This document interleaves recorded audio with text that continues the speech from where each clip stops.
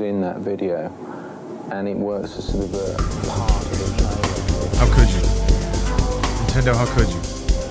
Nintendo. As I load up my fancy Switch 2.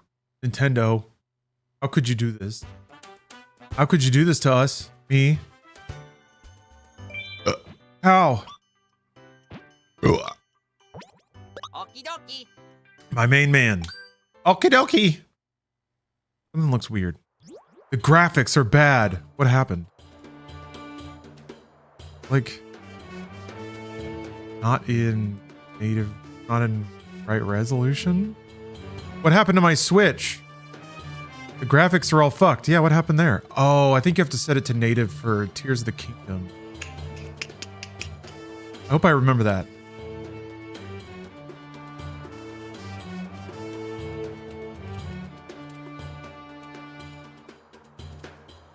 That's 4K, right? Oh my god. I can remember every fucking resolution except for 4K.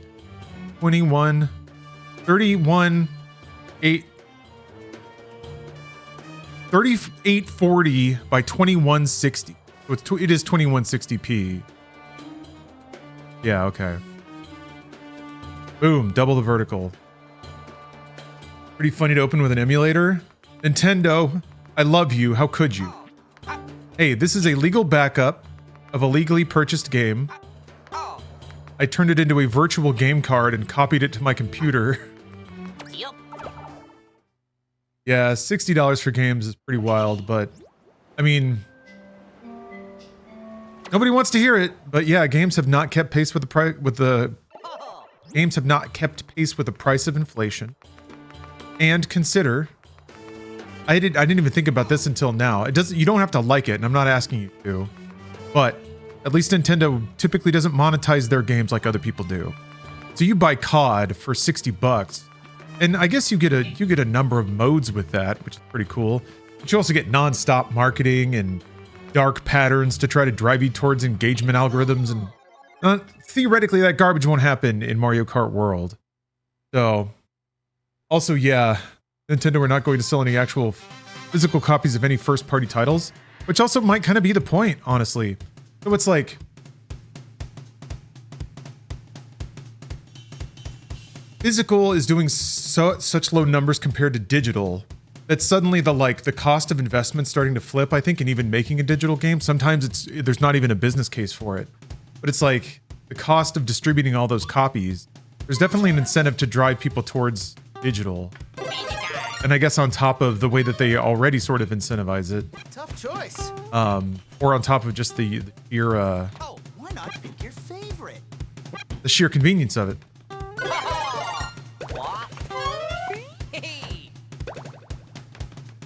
You also just price in the margins. I feel like that's kind of what they've done all around is I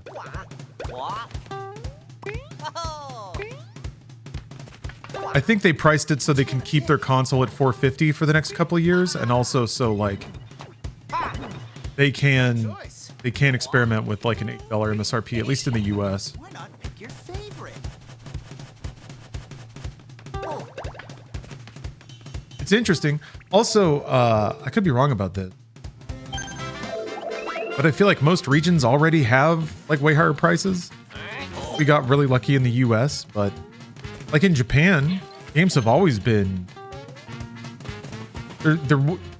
like, I guess there's not necessarily a ceiling on how much the market will tolerate for a game, whereas there definitely is, or there's commonly more of a standard or an upper bound in the US.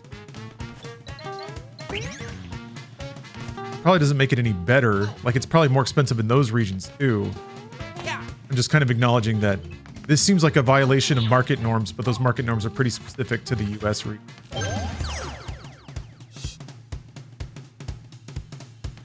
Games have been underpriced for a long time. It's necessary, or it's annoying as a consumer, but probably necessary for the health of the industry. I'm a little worried about GTA 6's price. Yeah, I mean, if anyone can charge more, it's GTA 6. The thing is, like, games do charge more now. Mostly through premium editions and early access. I love his little tippy taps. Oh, it's a timer. Shit. Forgot. So like early access seems like the big thing that people acknowledge has value, which is pretty baffling if you think about it. It means that like people are just whole ass out there being like, I'm okay with a game costing like 50% more to play it in like the 4 days, 4-day window before everybody else. But I guess that's, everyone's used to that, right? That's how games always have been. They're most expensive when they come out, and they go down over time. They just found a way to like get more money out of the window closest to launch, I guess. I do wonder if like we don't have a good sense of what the scale of Mario Kart World is either. I wonder if there is something impressively broad about its scope of content, where Nintendo was like, okay, this was so much work. Like, we spent so long making this thing. It's filled with so much content. I think we can charge $80 for it. Or it might much more simply, probably like, this is our most popular franchise. So if we can bet against anything to drive the cost up, it's Mario Kart. Oops. Too bad.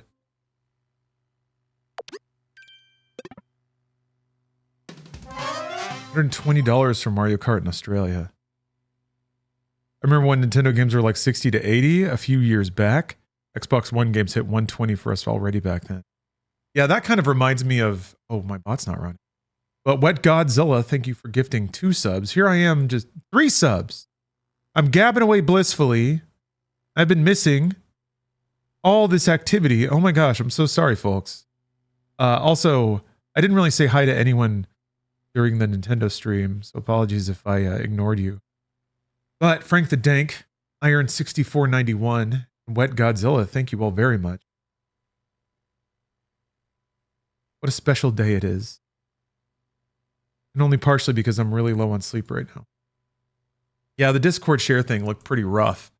I think Nintendo's correct in speculating that the screen share is like, it's not something you're going to stare at most of the time, it's just for your peripheral vision.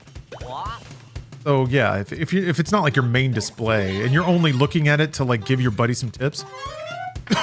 I actually got some really interesting details out of the, so there's a 4-part interview up on Nintendo's website. Tough choice, huh? Game Share is actually streaming video. It's not sending the game to anybody. It's rendering the game, I guess, or collaboratively rendering the game and then sending a video feed wirelessly to other consoles. And as a result, they actually say there is some latency involved, and you probably wouldn't want to play an action game that way. But something like a board game, like their Clubhouse games or whatever, is perfect. So that was pretty interesting, because I was thinking about, I had talked about wireless sharing an entire modern game through an ad hoc Wi-Fi network. So that's how they got around that. Why not pick your favorite? Here's another interesting bit. They said explicitly the Switch 2 has no hardware in common with Switch 1, which I didn't expect either. I thought it was like the NVIDIA's system on a chip, just like a newer iteration of Switch 1 hardware. But yeah, they were like, that's apparently what made Switch 1 compatibility really challenging. So they actually have a partial hardware, partial software interpretation layer that like adapts all of the running of Switch 1 software in real time on Switch 2.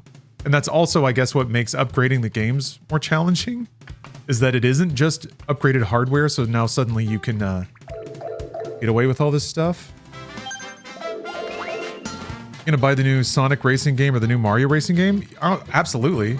Absolutely to Mario Kart. I got to see what $80 a video game is in Nintendo's mind.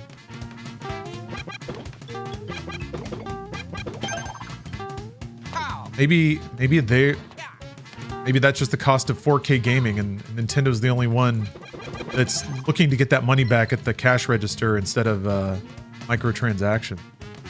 Motley Lou, thank you for the sub. Yes, Mario Kart World is $80, but it's being sold with a Switch 2 bundle for the equivalent of $50. If you get the Switch 2 Mario Kart bundle, that's $500, is according, or compared to the no game bundle that's $4.50. So you get a digital download of Mario Kart for $50 in that deal. Ooh. But then also Donkey Kong Bonanza, very grown-up conversation, is $70. So while Nintendo's pushing up MSRP, Mario Kart World specifically is even more expensive than the other game that they announced. That itself is more expensive than all the... No, wait, I guess Tears of the Kingdom was 70, right? I think that game justifies it. Tears does. But like, how can a Mario Kart game be on that tier of execution? Like a open world game with a sky and a subterranean kingdom and all these collectibles. The thing that I saw in the trailer that I think was explicitly displayed is customization. All the characters were in different outfits in nearly every shot. And the fact that it's like a big open world. But how, like, surely it's not going to be empty. Like, there's a reason for it. Every time Nintendo makes an open space, it's not just like fucking Assassin's Creed style quests or something. There's usually like some kind of element of exploration and joy of discovery. They're very good at that. They were swapping outfits mid-race? What? I didn't even notice that. Shit. I keep thinking about Waluigi in a do-rag, which is the coolest thing I've seen in a long time. Looking like a fucking Steven Seagal protagonist or something. That, honestly, that sold me on it. Whatever. The Sultan Wario was pretty sick.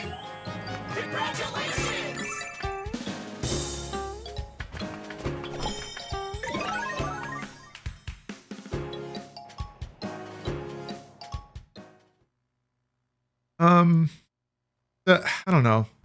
I can see it feeling like a premium experience if it is this sort of thing where you get in a massive online session where you're dynamically matchmaking in with a bunch of random people plus your friends, and then you and your friends can like mount up as like a kart gang and then go off and do a race.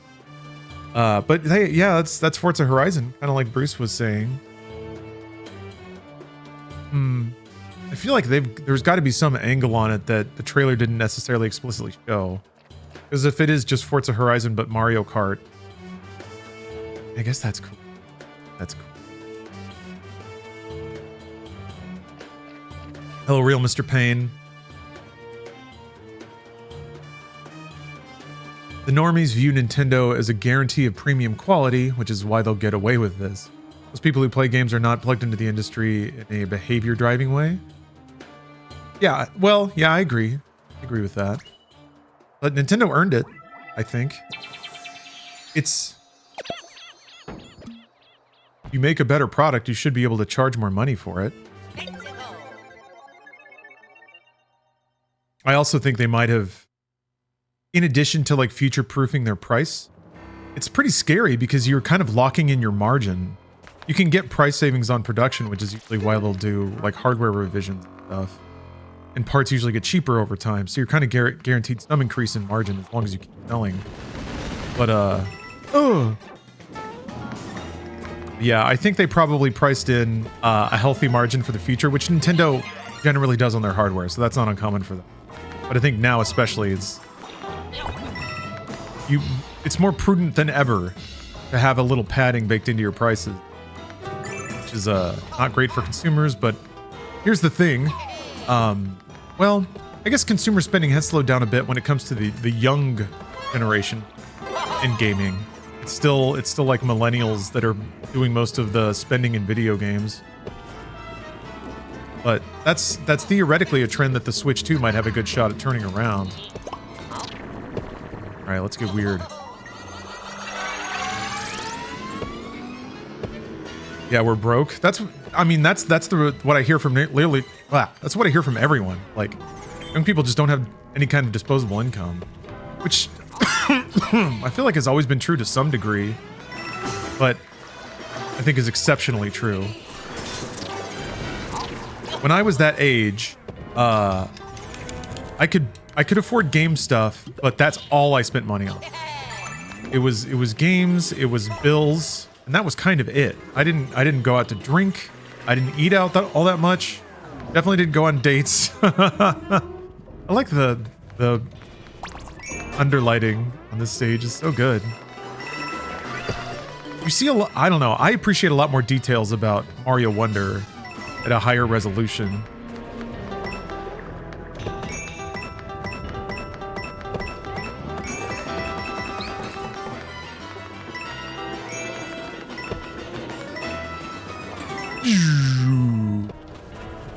Oh, I need the drill hat for this. Yeah. Nintendo are betting that consumers will pay $80 for one Nintendo game versus $40 for two other games. I think they're right. I think so too. Yeah. So that was well. Also, Mario Kart has like it's a ride at Universal now. It's their biggest brand. They can do it with anything. They can do it with that. Also, Donkey Kong has a ride at Universal Japan. So I was like, man, the games, it seems pretty clear that those are the brands that Nintendo wants to investigate or develop or discover value in. Disappointed, but they didn't show Diddy Kong? No.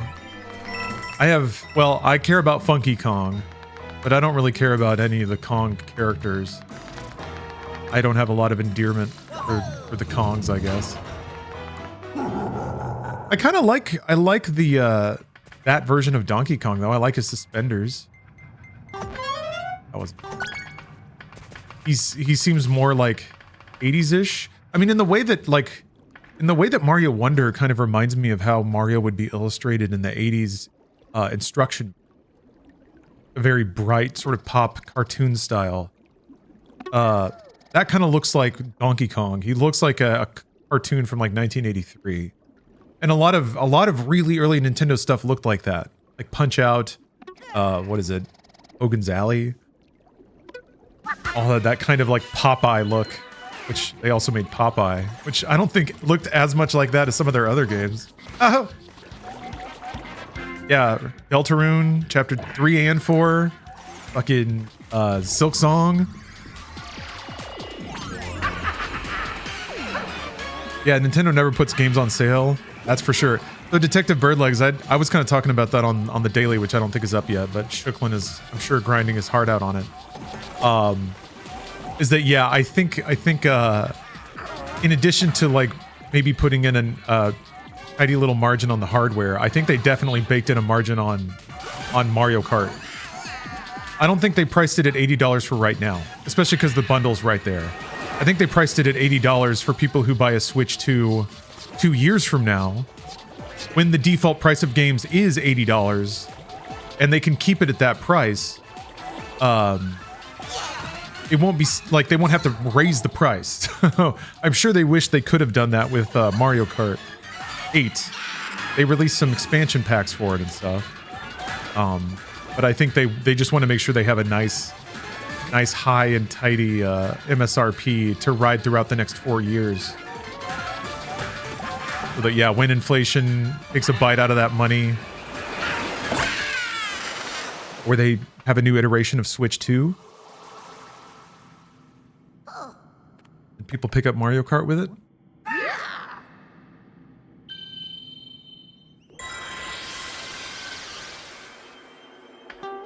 Oh, it's such a big seed. Wrap your arms around that, Ouija.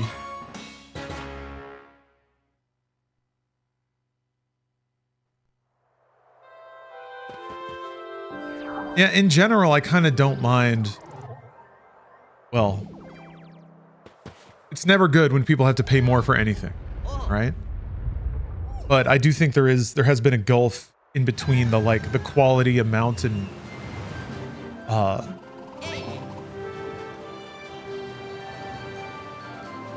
just kind of like skill and artistry that goes into games and the amount that we have to pay for them.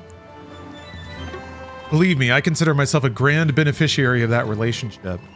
But if like, it's not fair to say that like the only alternative Nintendo has is to cram their games full of DLC.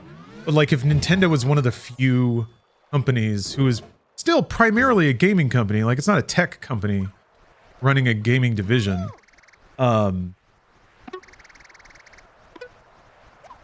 okay with them not only like pricing their products in accordance with the reputation they've developed, but also kind of like doing what they need to do to stay competitive. And if raising the price is a little is that, it gives other people a chance to undercut them, you know? So we'll see. Like this is just, it's the market working as it's supposed to.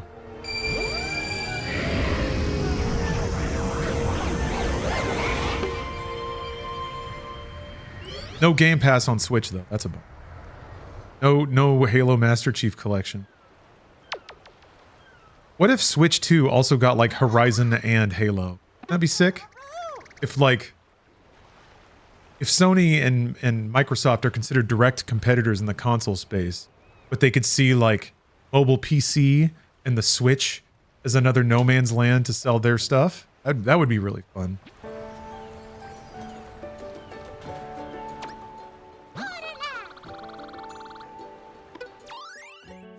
I do wonder how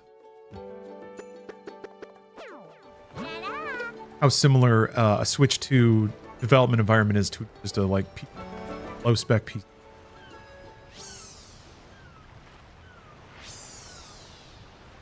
If it's 80, there better be no paid DLC later. I mean, I think it's all contextual. If it's 80 bucks and the game justifies it being $80, like I believe a game can be worth 80 bucks off the shelf. And I believe on top of that you know, $20 DLC could be worth it after that. Yeah, I certainly understand the feeling, right? If you're going to ask a premium amount of money, you have to deliver a premium experience. What game justifies $80? Tons. I mean, all the Grand Theft Autos, something like Cyberpunk, Witcher 3, Armored Core 6, I think more than justifies 80 bucks.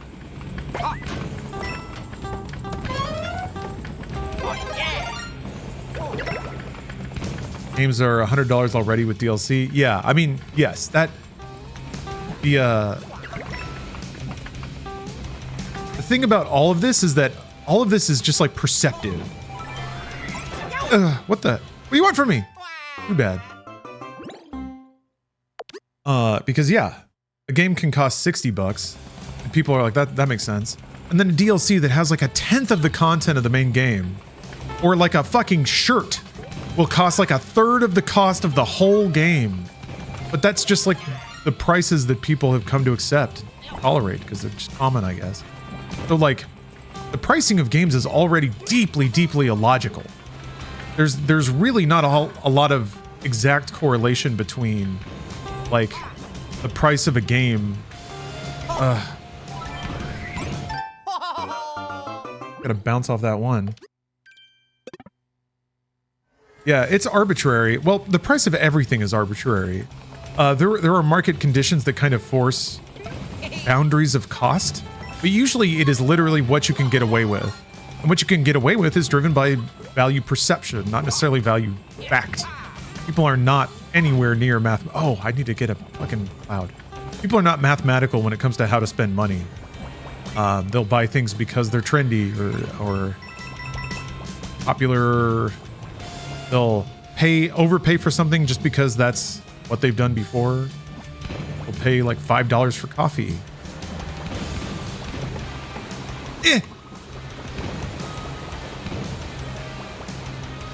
I think that's one of the grandest tricks, really, is how like by calling something early access.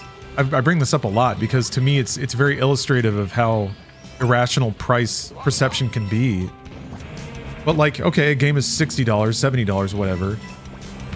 It'll have like a $30 premium edition that has early access and some other BS that honestly no one cares about. Let's be real. Just like, oh, you get like a skin. Wow. That in no way even remotely justifies the like, the early access costing like 40% of the whole game. Yeah, an art book and a soundtrack. Yeah, digital assets people probably don't even look at or use independently. But people pay it. Oh, I got fucked. Too bad. Because it doesn't feel compulsory. You know, I'm choosing to do it. I'm doing all right this month. I want the premium experience.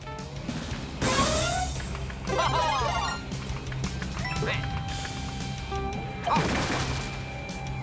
right then.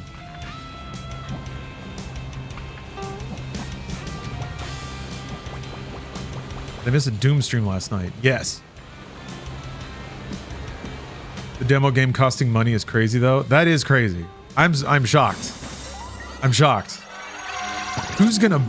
I mean, I will because I'm weird and I'm actually kind of curious to... I bet Nintendo's gonna make it really cute.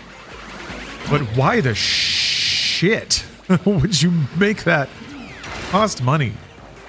And I don't know. Genuinely don't know. I thought they just went like bananas on like a cool tutorial onboarding experience for the Switch 2. Like you turn it on for the first time and you got to get it on Wi-Fi.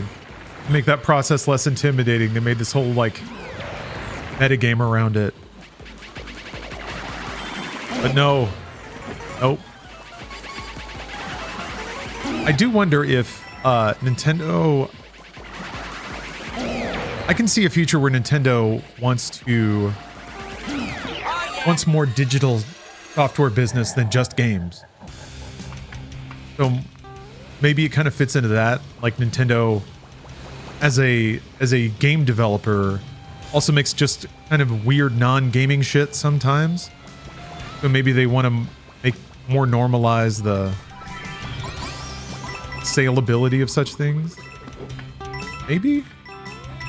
All I got. Not only for themselves, but, you know, for the sake of third-party devs, too. I think it's pretty smart.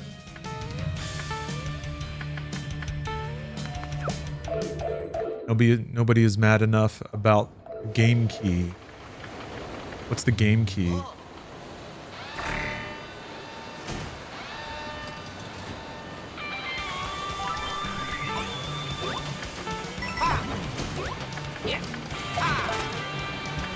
Oh, the game thing that feels functionally identical to digital only?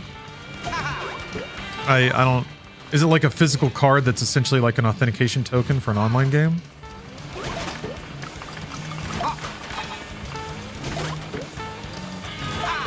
Game key is physical cards that don't have the full game. And that's been a thing for a while now. We've had years of games that can't run without an internet connection.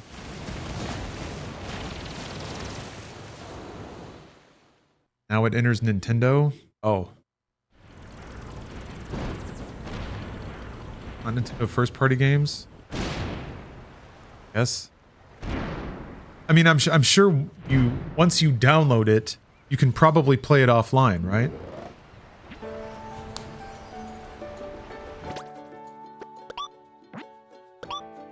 I don't know. I guess there's a fair amount of hand-wringing and stuff about games preservation, but people will download that shit and dump it on day one. So it's gonna be there. I don't know. We can assume that the internet's gonna be there. I think, at this point. Unless it's an apocalypse. And if it's an apocalypse, is your life really gonna be over because you can't play that one game? The 1 or 2 or 10 or 20? You still got Pac-Man. I just realized I think my resolution... Or sorry, my refresh rate. Yeah, my refresh rate's too high. That's why I was getting some jibber jabber. Because my monitor is 120, but the game... Crazy they're charging for the Switch 2 tech demo game. Yeah, well, we don't know how much. We don't know how, we don't know what it is. It definitely seems like the kind of thing that should just be baked into the... Like it should just come pre-installed. So I agree. I agree. That's bananas. But there's a world where it's not as ridiculous as it seems on the surface.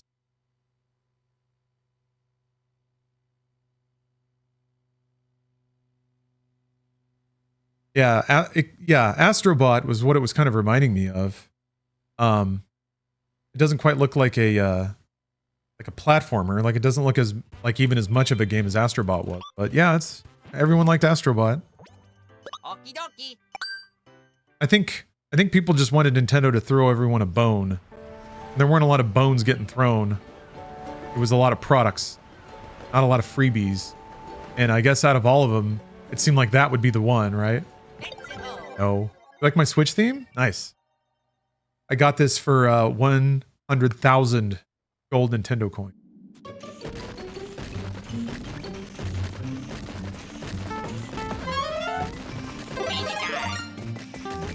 I guess it's, I was thinking that like Nintendo's first party seemed pretty light, but then I remembered, wait a minute. Yeah, it is kind of combined, right? They did just do a direct where they announced a bunch of weird games. And there's also like Metroid Prime 4. And if they've learned their lesson at all, and all indications are that they have, they'll have like a first party title in a banner franchise every 6 to 9 months for the next like 3 years. But they'll only talk about that one at a time. So you'll never get this like, you'll never get a giant roster. You'll never get like a Marvel timeline thing. But it'll eventually just be like, holy shit, Nintendo's just been releasing software this whole time. Although, what remakes do they have left to do? Oops! Oh. Shocked that the Direct had every game people were asking for years. Deltarune Chapters 3 and 4, Silk Song, and Bloodborne 2. I mean, yeah? There was some it's like, I guess in Grand Nintendo fashion, it's cool, but it's not exactly what you thought you wanted. But Nintendo does have a slate of pretty funky games coming up. And Donkey Kong kind of looked sick. Kind of looked cool. I don't really care much about Donkey Kong, but I think it did look fun to smash terrain. That's a gameplay feature that I see come up every so often where somebody's like, what happened to these games? What happened to games that focused on this technology? I guess Nintendo was doing it. With the Power Switch 2, now you can punch holes in the ground. Feel like you're missing something? Wonder if they ate it. Oh, telling me. Like you're missing something? Wonder if they ate it.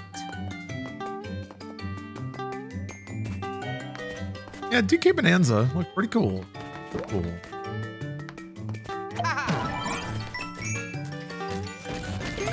No! Bad. Bad. Yeah, a fucking exclusive From Software game, multiplayer in the style of Bloodborne. You restart from the check. Die. Guess I'll die then. Saw you chomping that glowing block. Chomping it. I love how all the characters have a kind of three-quarter perspective, even when they're facing left or right, so you always see eyes. In there. Aha! Flowers. Here come the Chomper boys.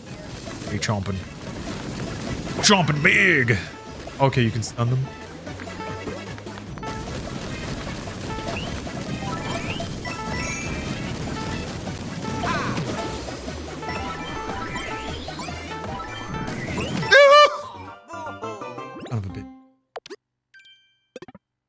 How much did Nintendo pay FromSoft, I wonder?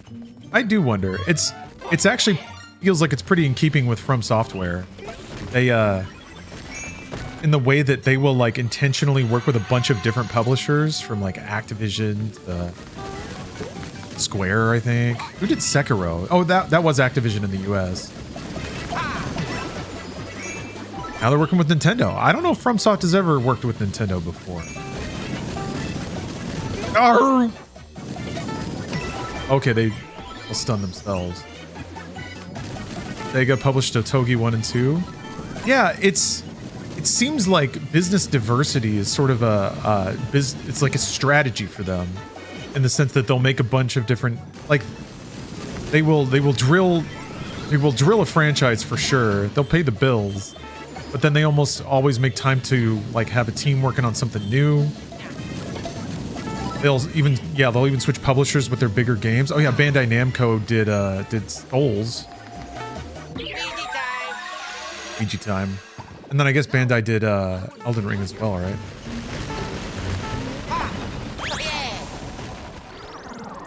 Ouija time. I just hope it comes to PC. I guess it's not unheard of. Monster Hunter Rise was like started on Switch and then came out on PC, right? Announce a pack-in title for Switch 2. No. Nothing. I think honestly the pack-in is whatever you bought on Switch 1. And there is a website now. There is a site that says some games have Switch 2 like automatic upgrades or free upgrade. Yeah, here we go. Let me just pull this up on my Switch. I was looking for this. Free updates for select Nintendo Switch games. So like, you get a Switch 2 if you don't want to buy a game. I guess you can see like Mario Odyssey might run better. Link's Awakening. There's not much here. Just these 9 for now. Or 12, excuse me. 3D World. I got ARMS Brothers U Deluxe. So I'm going to guess if it's like just performance upgrades and no additional content, it might be a free upgrade, free-ish. They were talking about since the emulation tech is a little nuanced, they have to actually manually check every game.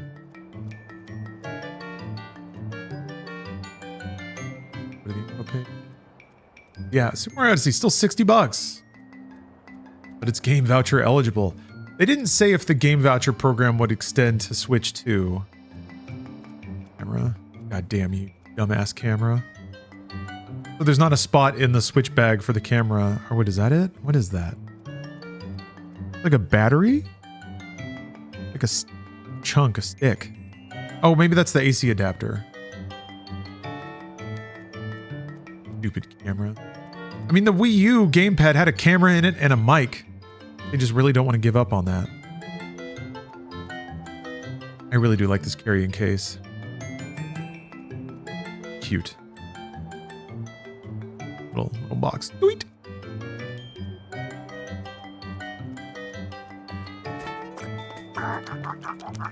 Ooh, big mouth. He's so tired now. The animation of all the characters and animals in this game are so great. They're also expressive of some weird, like, personality trait. And it changes pretty drastically. Like, these dudes are just pleased as punch to walk around until they see you. They want to eat. And they get so tired. The eyes bugging out and everything. It's perfect.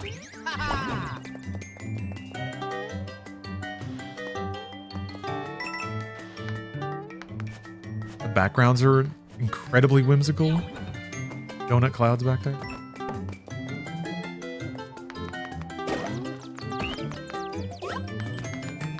Good.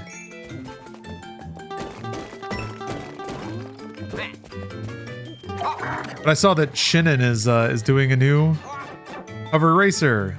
That's awesome.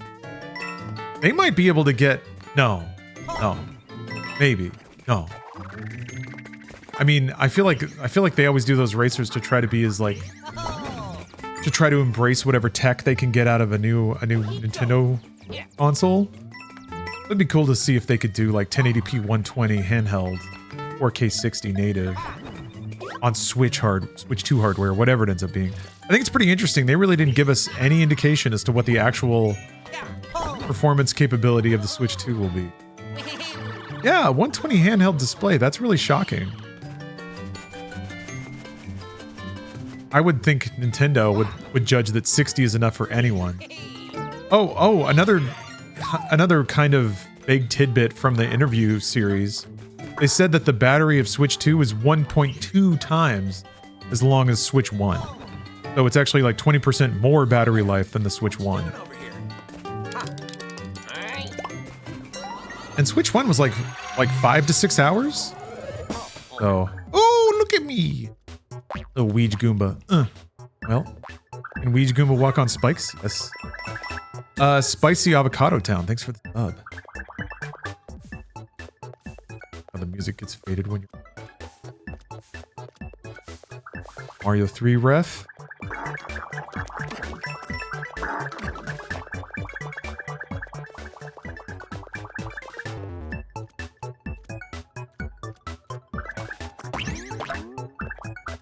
Just now realizing with 120 hertz screens, doesn't this mean games like Zelda could possibly implement 40 FPS modes for more stable performance?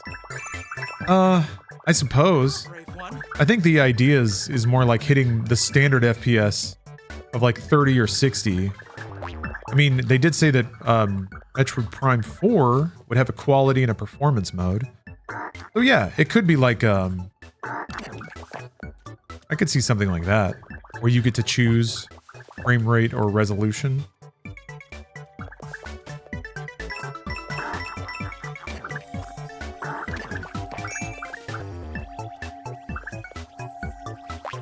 Get up there!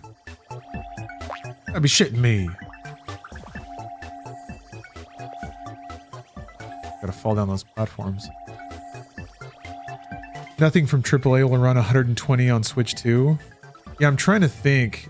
I mean, like a 2D game, a game that like really like Deltarune. Okay, 120 hertz, no problem. I feel like 120 1080p or even scaled 1080p. If you're running a handheld game, native 720, scaled to 1080, I can see some like a range of AA and maybe even AAA games getting to 120. I don't think most games are built to scale like that. But maybe they will be after the Switch 2. Deltarune AAA? No. It's Pentuple A. They confirm if it has DLSS. They didn't get into the rendering or image technology at all. They just kind of... They said some resolution and frame rate specs that seem unlikely for a dated hardware platform to hit. So I presume that that's happening. Also, when they say that like the Switch 2's battery life is better, the only way that can really be with modern technology is to use really efficient image scaling. Inferred pixels are cheaper than rendered pixels in nearly every way, so that's a way they can save a lot of processing power, a lot of battery life. Metroid Prime 4 120 is limited to 1080. Well, yeah, that makes sense. It's also being developed for Switch 1, so. I really admire Nintendo is the only major dev to acknowledge that hardcore gamers play on PC and will likely never leave unless they need a DVD player for killer exclusive. Yeah, I mean, I think Nintendo's always kind of been like that a little bit. I think they have justifiably not always gone after the hardcore gamer because there's not a lot of money there. It's not the biggest market. Nintendo's out here selling 60 million copies of Mario Kart to families. You don't need to... that, but I mean, now that it has mouse aim, pretty sick. If Prime 4 can actually hit 60 FPS at 4K, that's amazing. It's probably going to be scaled, and I think image scaling is getting really, really good. If Nintendo has like a really up-to-date image scaler, or one they can even update, like which means it would have to be like LLM based, well, not LLM, AI basically. If they can update it with more accurate models of image prediction, and then the image scaling itself is hardware.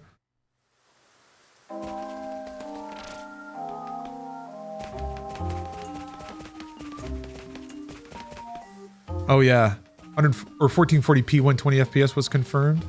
I was really happy to see that they had 1440p explicitly listed in the output option. That makes it a lot more versatile. Because yeah, I agree. Hex2D2. I've been kind of frustrated for a while that like even if something natively supports 1440, it's usually like 1440p 60. 1440 is a great resolution. God's own resolution.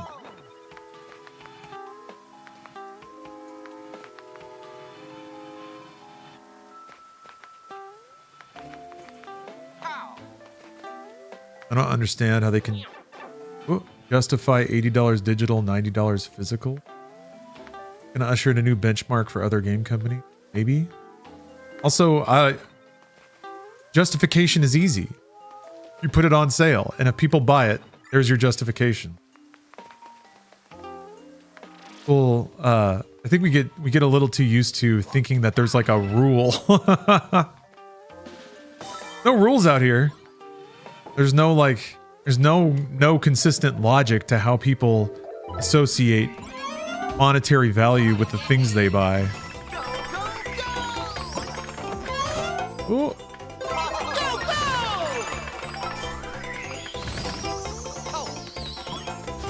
So I think they'll get away with it. If go back this way.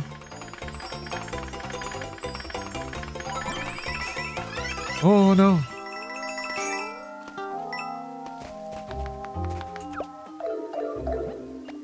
Also, that's like people, and I get why, so I'm not, well, whatever. In these situations, people tend to like, I die? There's no way I'll die. I die. People tend to find the highest possible price and fixate on that versus the much more likely realistic price that most people will probably pay, which is 50. Getting it with the bundle. Hey, there's someone back there. The only situation that seems likely, which sucks, is that you won't be able to get a bundle, but you will be lucky enough to just get a console. So then you'll just be stuck. You'll just be stuck paying the premium price for it as opposed to getting it for $50 with the bundle. We'll see. We'll see. Theoretically, Nintendo can just print off enough game redemption codes. They don't run out of fucking download shits. Oh, that's why. Okay.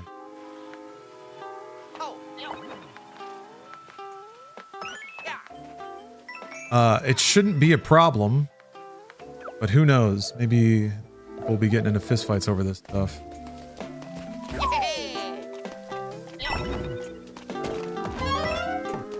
But yeah, I mean, I think the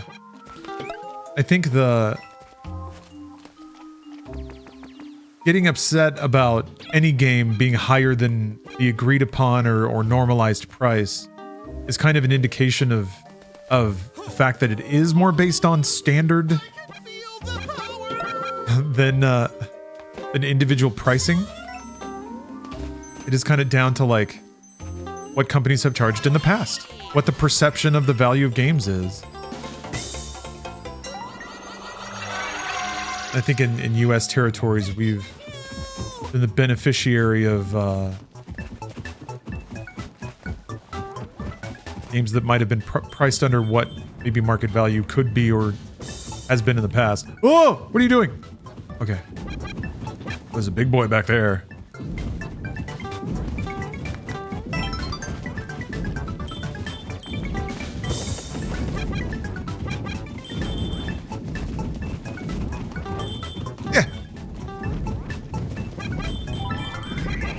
How sleepy that dude in the background is. Trying his best. I feel you, brother. I had to get up at 5 a.m. to talk about video games today. So, you know, we're all in this together.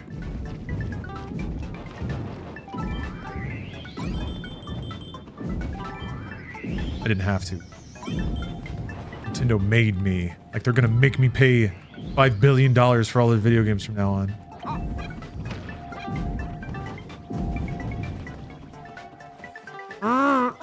Oh. You see that state of video in 2025 presentation? Oh. What video? Who did it? Fuck you, Jeff Nintendo. State of video gaming in 20. Oh, was this the one that like kind of broke down a bunch of sales demographics?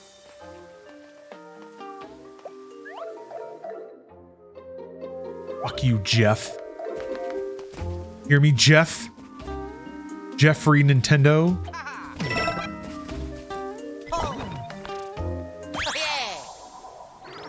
Yeah, that was really fascinating. And I think that's like... I think The times are changing. I think a lot of game companies are starting to think about onboarding a new generation of game players. I said pliers. Buyers and players. I combined them. That might be also part of bumping game prices up. Is establishing with a new generation the value perception of a game being slightly higher.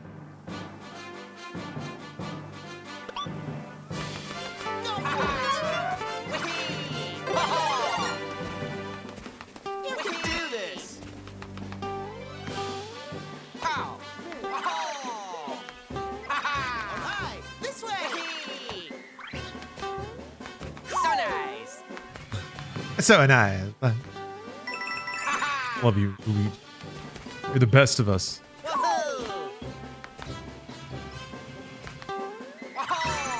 Switch 2 is cheap for what it is, right?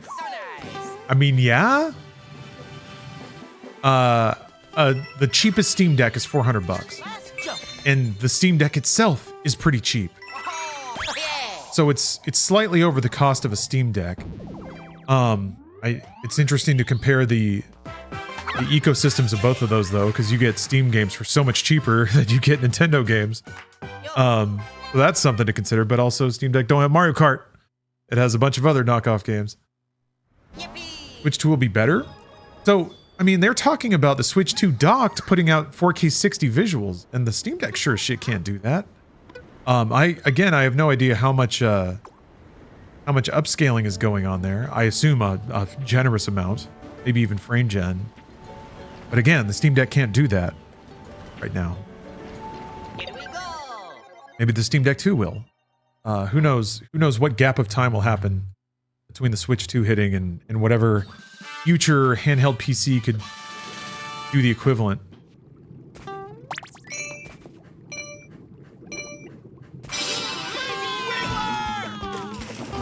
Also, I feel like, oh yeah, new shaders. I feel like since, I feel like it makes sense now, too, also, the crackdown that Nintendo had on emulators. Because they're selling Switch 2 editions of those games.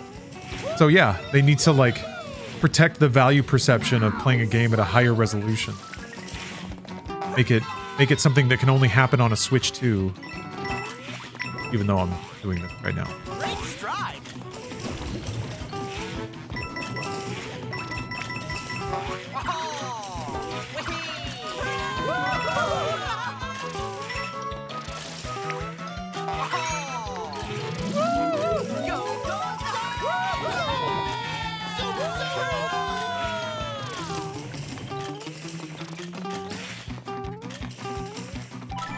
Oh, I thought I was gonna hit that Koopa.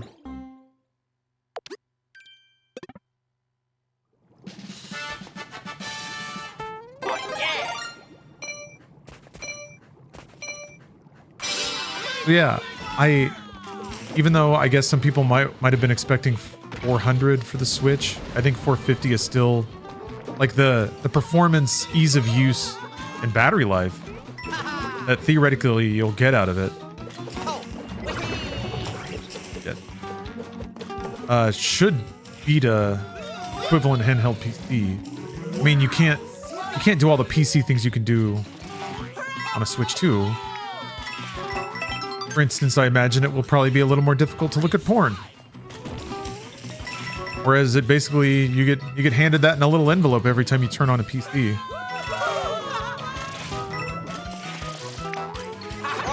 Ugh. That was dumb.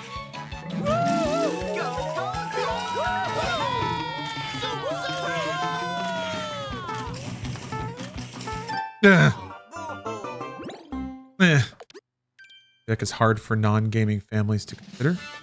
Oh yeah, I mean it's techier for sure. I think Valve has been working on making Steam a much more like friendly console-like experience. Steam game sharing is pretty good.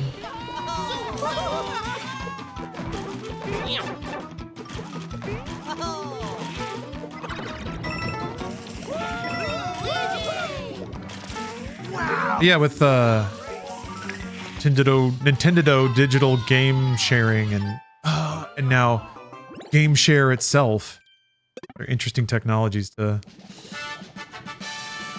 I think what those do is drive up the value perception of digital game. Maybe not even perception. They literally drive up the value by giving you more ways to use something you already bought.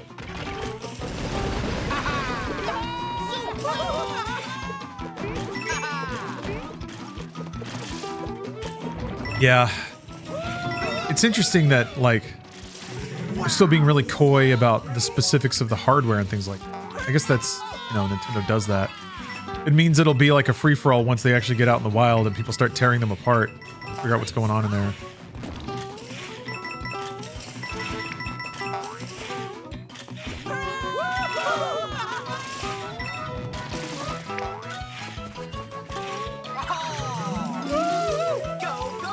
Yeah, Digital Foundries. I mean, I'm sure that they're already, like, picking apart the Mario Kart World footage that's going on. That fog, though, the environments look pretty good. Mario Kart World.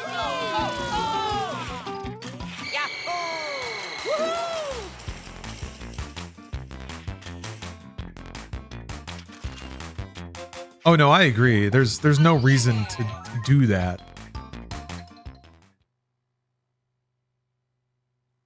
Yeah, it'd be confusing for people who don't follow that stuff. And honestly, people misinterpret that shit all the time anyway. If you give people that data, they're gonna make false equivalences. Idiots like me are gonna use it for inflammatory online content.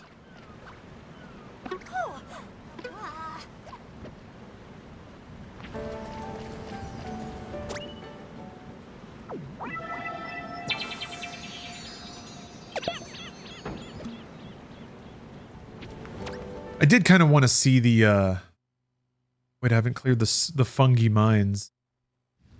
I did want to see what Nintendo's future of backwards compatibility would be. It's still tempting to wait for the Switch 2 to come out to do like a full Tears of the Kingdom playthrough, but I think I'll just play it on emulator. I finally got the goddamn fucking Wings of Brilliance or whatever mod pack working. I had to trick the installer into working by like making a dummy file somewhere and ugh. Worked. Yeah, I wonder what Yakuza 0 Director's Cut's gonna be all about.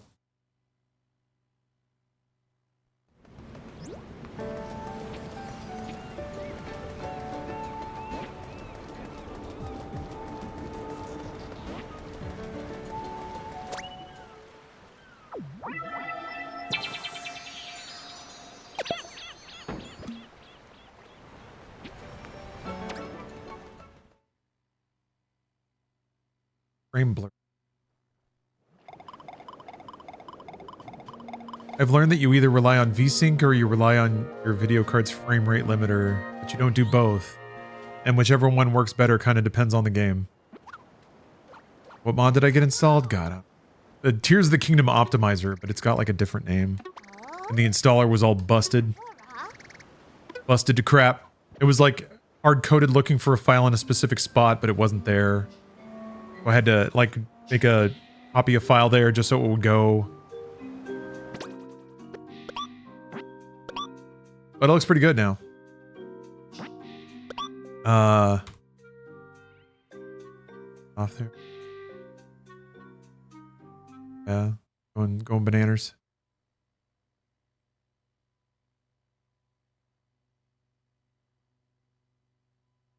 Hello, TBFO8EU. Switch 2 support resolution over 1080p finally. Yes. Yes, it does. Got a 1080p screen on the device itself. Then docked it can do up to 4K 60. Pretty cool, I think.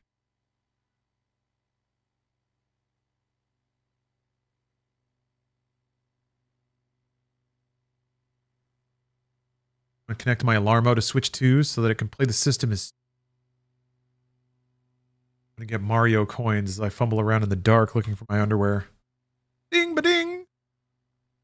Stub my toe. Spill water all over myself.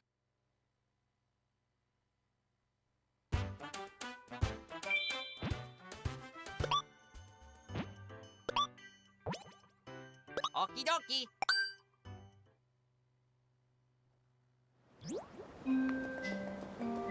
Oh, wait. It was mega blurped for a second there. Now it's not blurped at all. Here we go. Took a minute for the frames to catch.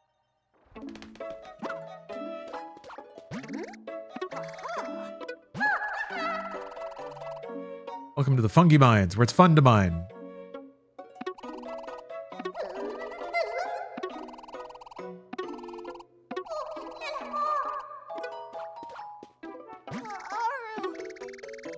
Got the place all to myself. It's kind of lonely. Yeah, there's some ball busting going on here. It happened. What's up, pee pee poo poo monster? Always a pleasure. We're playing some Nintendo. We're playing some Nintendo games. We're playing the Nintendo. Is it okay to stream emulator games? I think so. As long as I don't tell you where to do it or how to do it or encourage you to do it, which I am of course not doing. I am merely playing my illegally backed up, individually purchased ROMs from my legally purchased Nintendo Switch.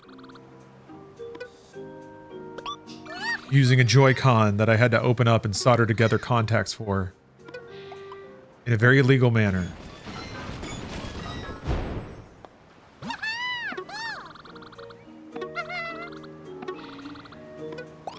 Yes.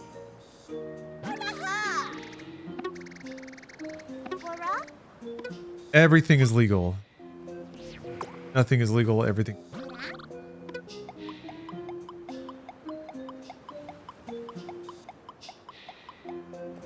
Did it while holding an illegal gun? I was looking at an illegal gun across the room. With smoldering sensuality. You have to hack the Joy-Con to play emulated games? Sort of. So... The Switch is based on Android, and there's a way to get to a recovery mode in the Switch that allows you to run external software. But to do it, you have to hold the home button down. There is no home button on the Switch. There's no hardware home button anywhere. But if you hold down some buttons on the Joy-Con that also don't exist, that's basically home. So you have to like close the circuit on a couple of contacts on the Joy-Con, and then the Switch tablet or the whatever OS the Switch is based on will read that as holding the home button, and then you can from there you can enter like a recovery mode and load your own software onto it. So that's part of it. There's you don't necessarily have to operate a Joy-Con. There's also like a little plastic doohickey that you can buy and insert into the rail that'll hold those buttons down.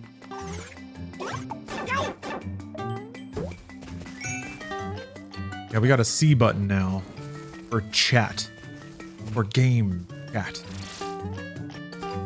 Prepare yourselves for chat. You ready to chat? I think you are. Yeah, like jumping a power connection test on a motherboard. Yeah, sorta. Usually when that happens on a motherboard, you're shorting something out to like clear memory somewhere. But yeah, it's the same idea. And any controller, when you hit a button, all you're doing is closing a circuit. You're letting voltage through, and then the game interprets that as a button being pressed, which it then interprets into an action. Oh yeah, press a button. The thing is, like, it doesn't do anything when the Switch is operating normally, because you have to like hold down home and volume down when you power the system on. So you can just leave it like that. It doesn't hurt anything or alter the way that it performs at all. That's kind of nice, kind of convenient. Ooh.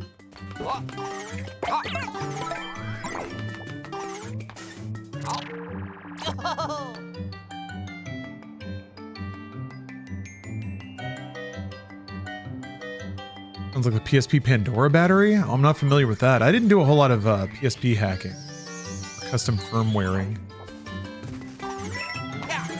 You had to put in like a special battery? Oops. Imagine they make an upgraded dock that is like an eGPU for Switch 3. Well, So the dock for the Switch 2 is pretty expensive. I think the dock kit, which has like a cord and an AC adapter and stuff, is like $100 or $90. So I think that implies that there are some rendering guts in the dock.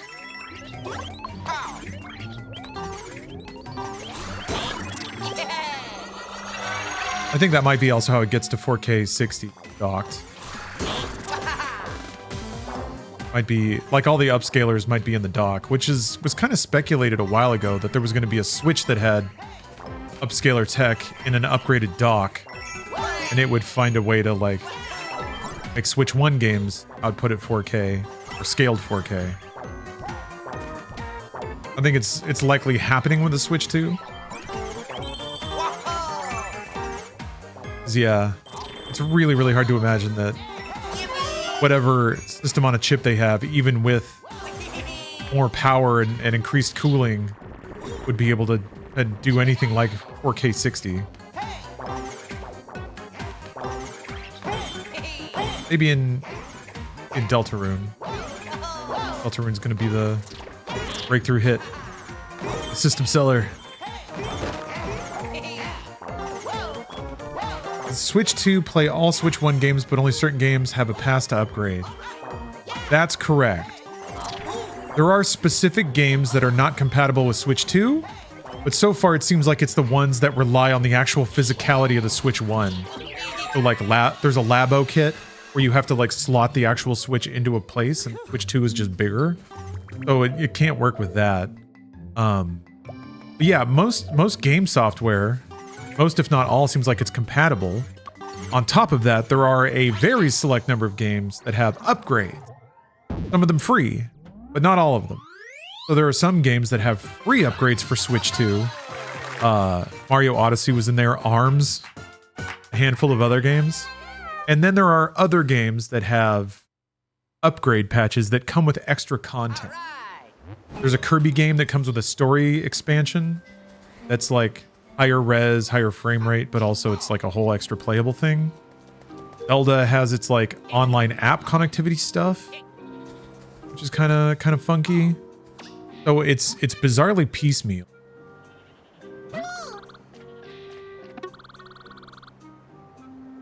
Not compatible with cardboard. Yeah.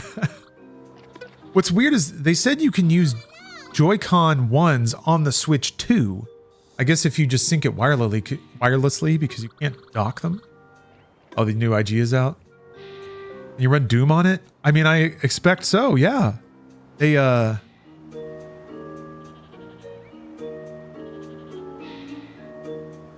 nice. They, that's a good thumbnail. Brooklyn's a maestro. Yeah, they got Doom Eternal running on the Switch. Still nervous what the upgrade fee will be? Yeah, it's a bit weird that they didn't say.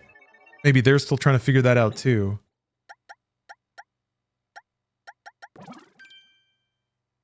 And maybe it'll just be game by game. Like the bigger the expansion, the more they'll charge. That's all I can figure. That's not very comforting.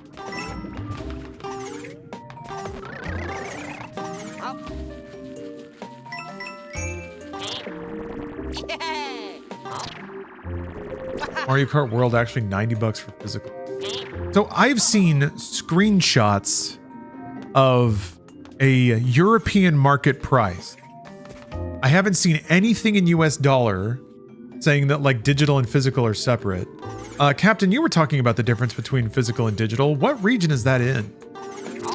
I saw something in Euro, but it was like a screenshot and I don't know what the screenshot came from. I haven't specifically looked.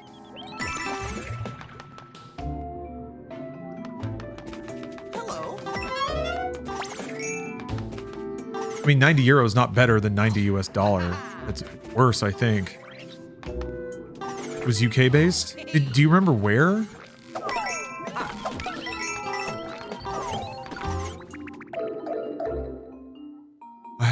I've sseen screenshots, but I don't know if I can trust them. People get so fucking weird about this shit, man. Oh no! Oh no! Oh no!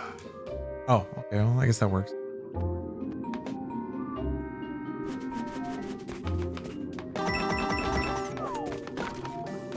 No big deal. I just wondered if you had it off. You remembered off the top of your head. So nice. Pre-order prices on the US site. Yeah, all I saw was like $80 for MK World on US site. So where's this $90 thing coming from? Here.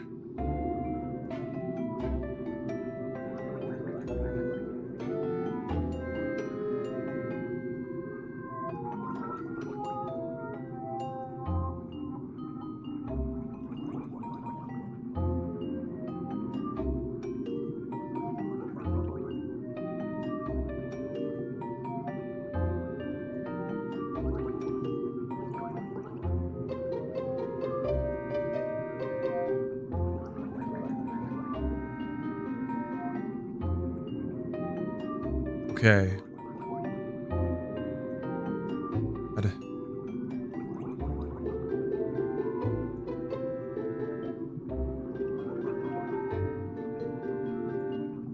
Nintendo official Nintendo website states Mario Kart World.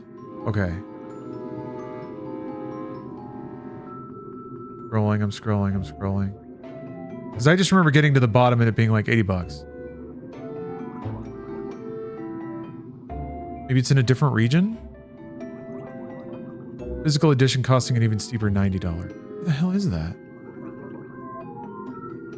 Keep scrolling. What the hell? Like Insider Gaming is saying that physical 90, but I don't see that anywhere. Maybe I'm not looking hard enough? Like the 3 asterisks.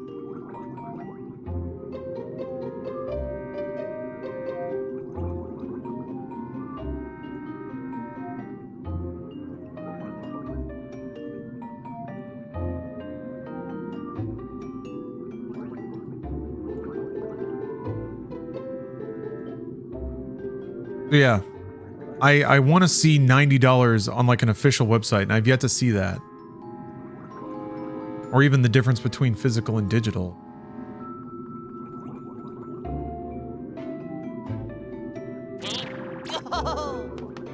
Trying to fully kill physical? I mean, the market's already doing that. People are overwhelmingly choosing digital over physical. Nintendo doesn't need to goose them along. Oh! Wow, that was pretty well timed. But yeah, I do think Nintendo doesn't feel like they have to pick up any physical customers. And I don't think they see it as like a future moneymaker for themselves. Whoa!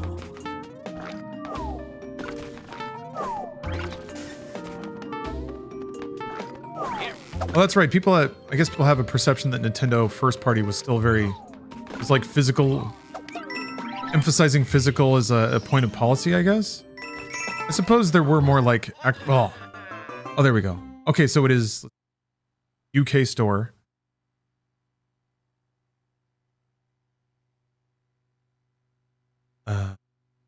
Okay. Yeah,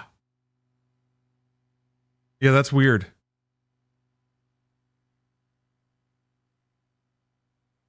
I mean, that's still $80 though.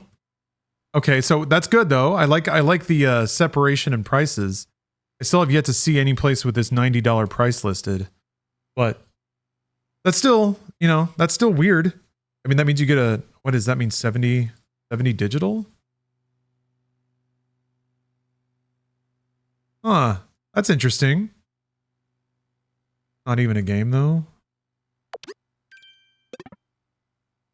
They just announced digital card sharing, so now digital games work like physical games.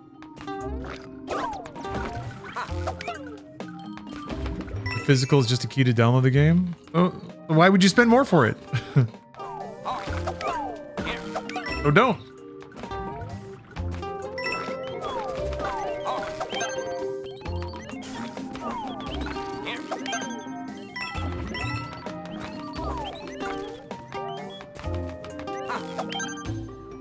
Winning my physical collection. Ah, okay, that does suck.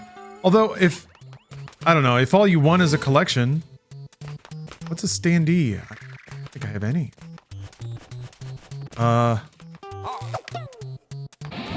What? No, that.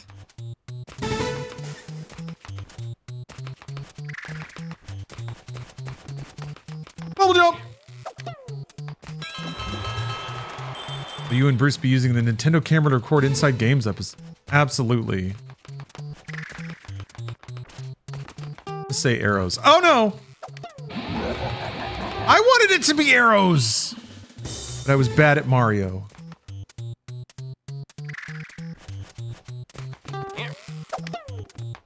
Which two boxes are much uglier? They are. Yeah, it's a small box, which is interesting. The shape and size of the Switch 2 box seems like it's specifically made so that they can get a fuckload of them onto boats and trucks and get a fuckload of them into stores, which is kind of it.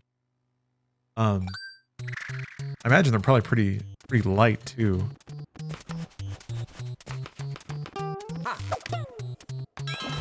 But yeah, in terms of the collection stuff, like that. I know I've been doing a lot of talking about perception and like how to, I guess, red pill yourself into not caring about things. But if all you want to see is all the cases in a row, does it matter if there's actually a game in there or not? I mean, it kind of does, right? But why? If the collection is just having the things on a shelf. Because it's not like the 8. It's nice to imagine. To me, it almost feels like it's like you lived through a depression and you need to have a refrigerator stocked with food at all times. I've been through the lean times of gaming and I need to know that at any time I can go to the shelf, grab from millions of games. I'm not accusing you of thinking that way, by the way. That's just where my brain goes. That's how it feels to me. I'm just projecting, really. Yeah. Oh! Too bad. Bad. Yeah, they've said they're making a lot of them. Which means it's got to be from like easily sourceable parts. I'm curious about their notification program. I wonder if there's a place you can check your qualification. Because I haven't played Switch and I haven't played like on the Switch platform in a while. Or maybe I need to put in some time so I hit their 50 hours of game time requirement. Oh, right. Where's it again?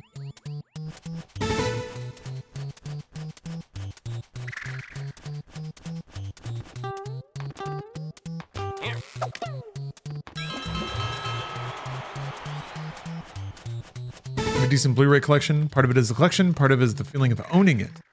Also, viewing them on the shelf sometimes inspires me to watch.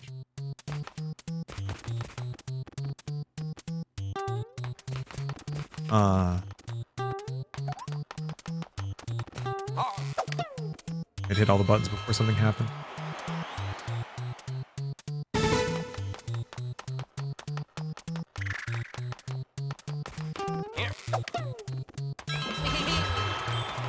Like browsing my Blu-rays like I'm at Blockbuster to pick out what to watch. Okay. Yeah, I get that. Oh, so it'll go off even over seeds you've already picked up. I feel like browsing a digital library is not the same. There's also no immediacy. If it's like a game you don't already have downloaded, then it's like you have to say, I want to play this, and then wait for it to download. Whereas, ideally, you just slam the cartridge home and you're already off to the races.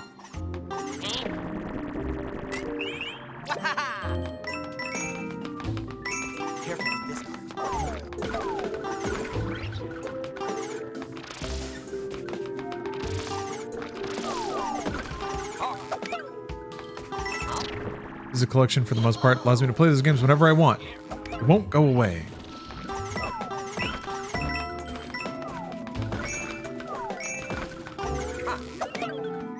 I guess that's how I feel about my particular installation of Yuzu. Or Ryujinx.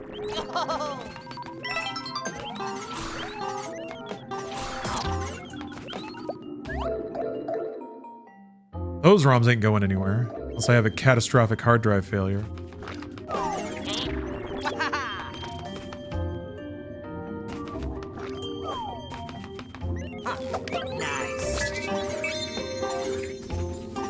what it was going off for? Okay, so it's like seeds and coins. Like, never had a digital game I own taken away from me yet. Me neither. I guess there's a few examples of digital games that have disappeared, which is kind of sad to think about. But yeah, well, I think it's understandable to be skeptical of online connectivity and digital access to games. If I play games every day. I mean, I have nice internet. I'm near a major metropolitan city. I know that's a big part of it. But it's never been a blocking factor, really. If it is, it's usually because of like some infrastructure problem.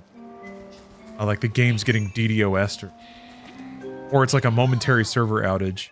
But I don't know, lest I forget, it's not like PlayStation 1, despite being all physical, was necessarily the bastion of reliability. PlayStation 2, that shit hardware failed all the time. I feel like digital games are actually more reliable than DVD games were. They load faster and more reliably. They don't break. I don't have to rely on a medium that can be easily damaged. Yeah, they have pros and cons for sure. But I don't know. Just for me, I guess. I don't mind the system as it's developing. I think I'm still a beneficiary of it. I think the margins of digital games are what have allowed them to stay cheaper. Like to basically not have to keep pace with inflation for a long time.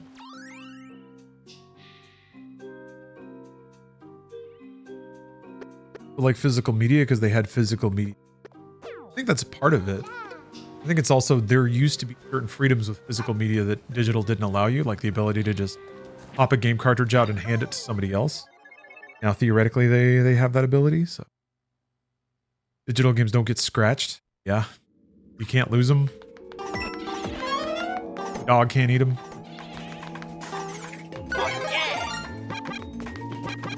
Can't let a friend borrow it and then that friend moves away. And then they take your game with them, and then you never have Mega Man X ever again.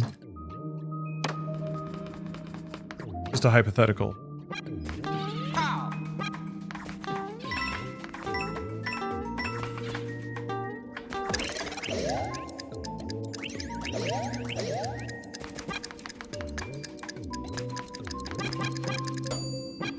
Yeah, oddly specific. Weird, right? I wonder how I came up with that. So, oh, I got tricked so hard! Ghost housed. Ghost house.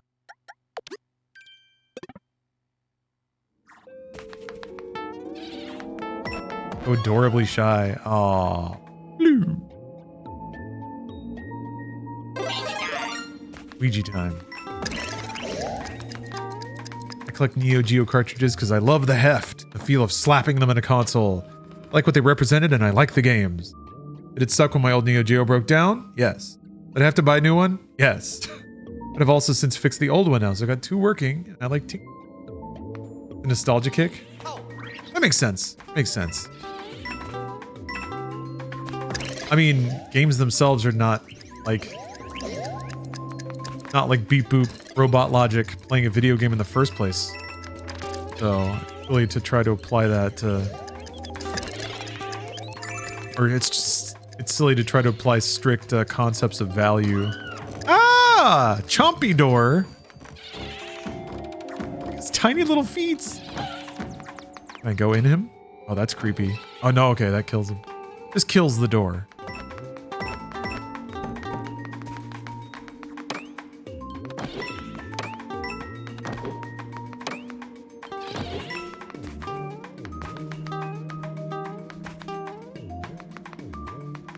Why is the new Mario Kart priced at $80? Because you're gonna pay it, you bitch. That's why.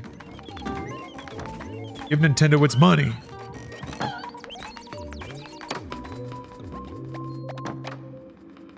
You wonder why Mario Kart is more expensive? I mean, I've got some theories, but all I got to work with. I think that, so again, it is with a bundle where it's $50, theoretically. So I think that something you gotta acknowledge. But my speculation is that Nintendo was pricing in, like, because you can technically get it for $50 at launch, Nintendo's pricing it $80 because I think Mario Kart is going to be the game that just continues to sell over the course of the Switch 2 generation. So they want to give it a 2027 price right now. Like right now, technically it's $50 if you buy it with the console, whatever. So the only people that would ever pay full air quotes price for it now are people that get a Switch 2 and didn't get the bundle for some reason. Or they don't care about Mario Kart. They just don't want it. But I think it's 50 now to take the edge off.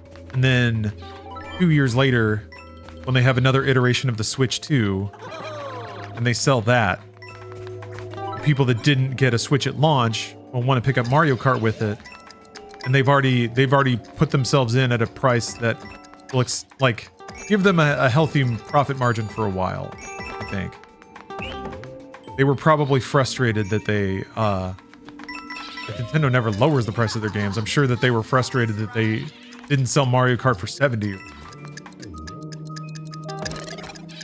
It could also just be that the game has that much more investment in it, and we can't really see that yet.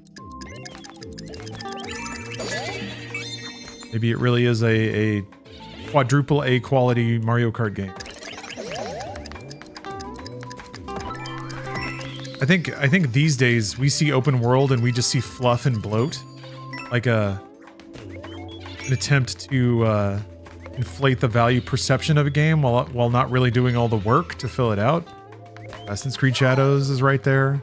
A bunch of just like uninteresting quests that all have nearly identical writing. Doing a bunch of errands and fetch quests for people. So I don't think Nintendo would do that. I don't think they would make a Mario Kart game open world just for the sake of it and then have to try to figure out in reverse how to make it an interesting open world game. Yes. Hold on, I gotta get out of the way. I love the Behemoth. This is King Boo. He's singing, yes.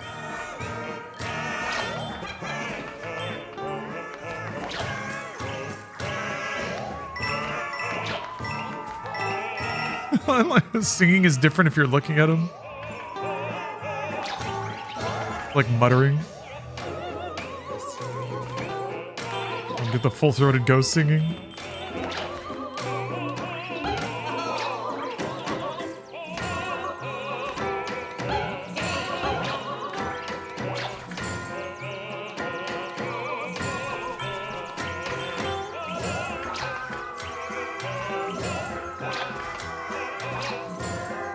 See all the little boo tongues singing.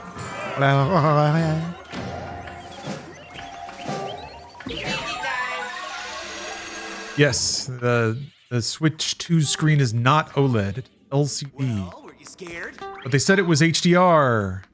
So I guess it's gonna have high contrast and pop color. It'll be 120 hertz though, which is kind of surprising.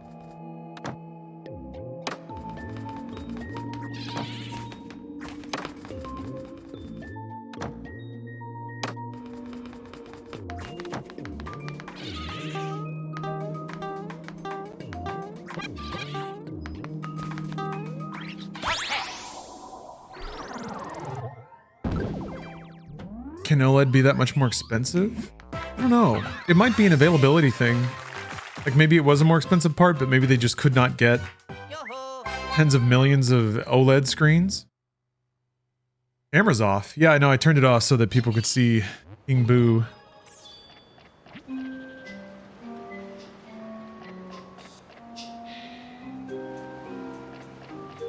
Unless you're telling me you didn't want to see King Boo. Tell me that I'll be.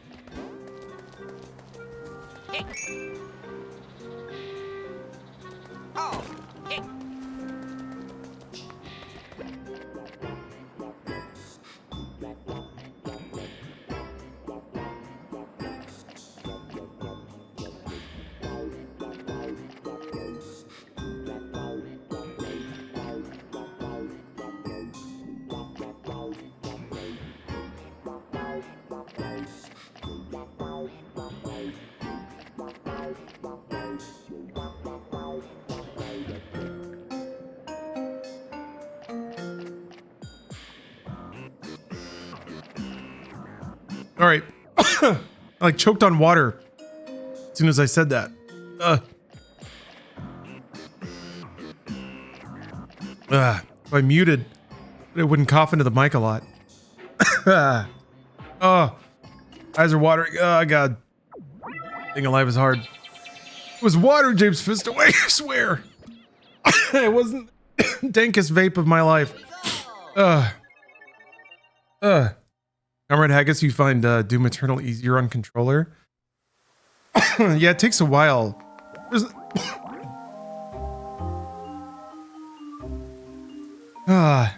definitely a lot of buttons in Doom Eternal. Takes a very long time to like get comfortable with them all. Controller has a bit of an easier mapping, but you don't have to damn it. I feel like the weapon wheel is nice too because it slows down the game.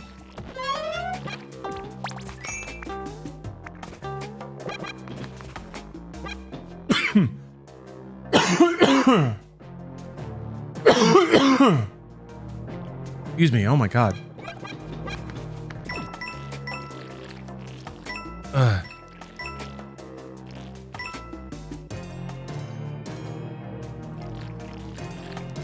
Luigi is familiar with the goo. Sound effect. Clawing his way through. How's the goo taste? How does the goo taste? I would like to know.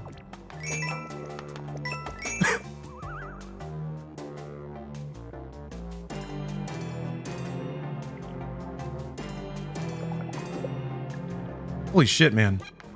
Kind of getting over a, like, sinus thing. Bronchitis, I guess. A little touch of bronchitis, so... Air quotes choking on air quotes water. Not a great thing. Not a great thing to do. The old airbags didn't like that at all. I think the new FromSoft game was actually new Luigi's Mansion. Literally Luigi's Mansion.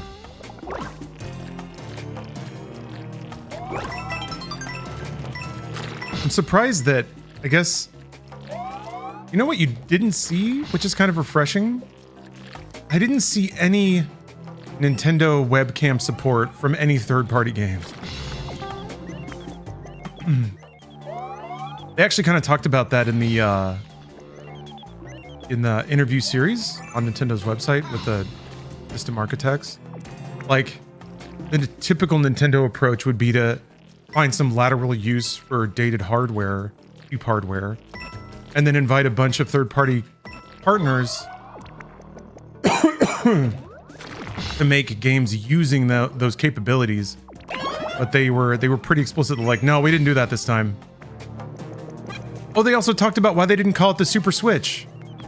Their rationale, as explained by them, was that the Super Nintendo was not backwards compatible with the Nintendo. So they wanted to emphasize the backwards compatibility because it was actually pretty challenging to do. So that's why they called it a 2 instead of a Super Switch. But they were thinking that too, which was fun.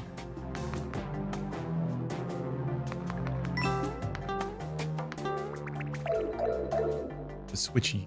It's backwards compatible. And has such a smash So nice. with the audience too. Everyone loved it. Still haven't gotten to any kind of arena where people wistfully talk about the Wii U. Maybe if Nintendo went out of business, like Sega did with the Dreamcast, but or change their business. They didn't go out of business. Got out of hardware. Ooh, there's Gooigi. There's our guy.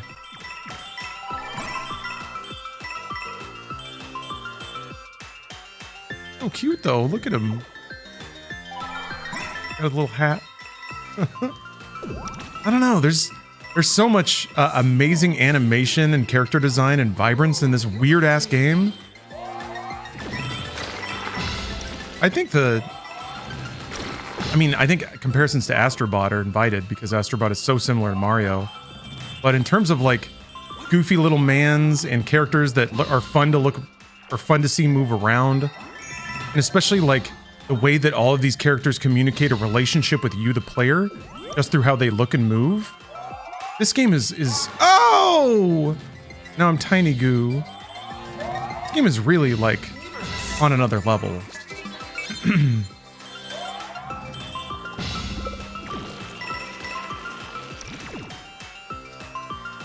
Maybe 15 years from now, there will be a two-dimensional Astrobot game on par with Wonder, and everybody will say it's Game of the Year.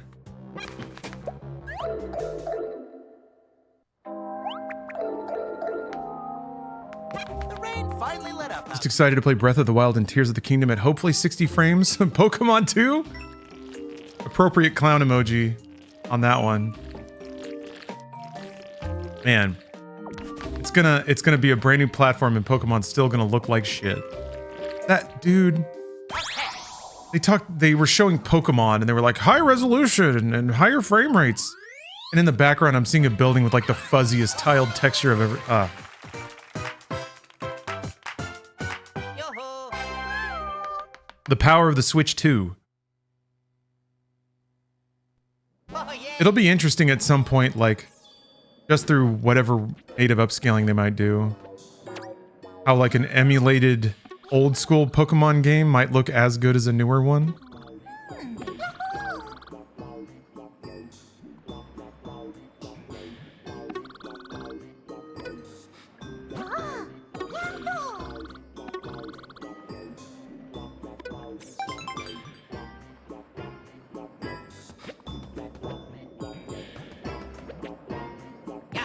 Yeah, grappling hook.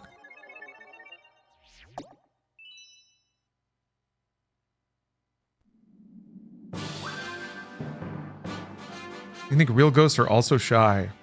Maybe. Might explain why it's kind of hard to track them down or interact with them.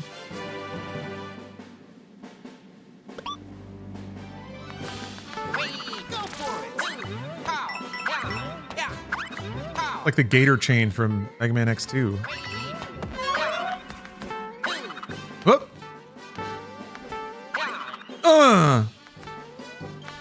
That was not good. Switch to run GTA 6. You can do It this. seems like it should be able to. Pow. Like Switch 2 is gonna run Star Wars Outlaws. Cyberpunk. It's like can't imagine GTA 6 is going to have like technical layers to it that outpace those games. Yeah. Yeah. Pow.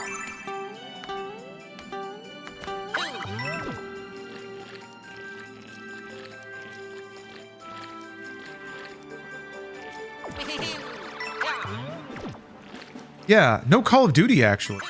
I was kind of surprised by that. Remember when Phil Spencer promised that Call of Duty would come to the Switch?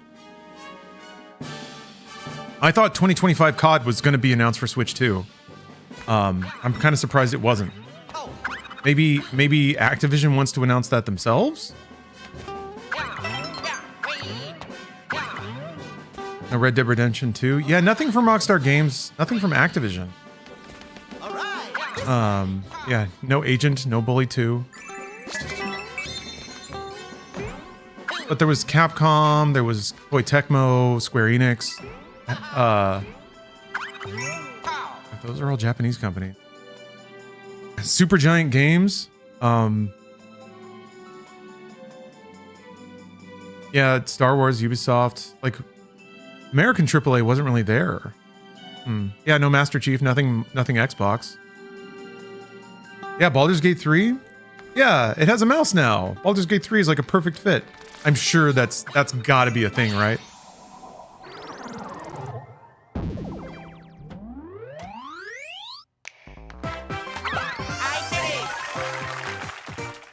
Why would Switch fans care about COD? I don't know.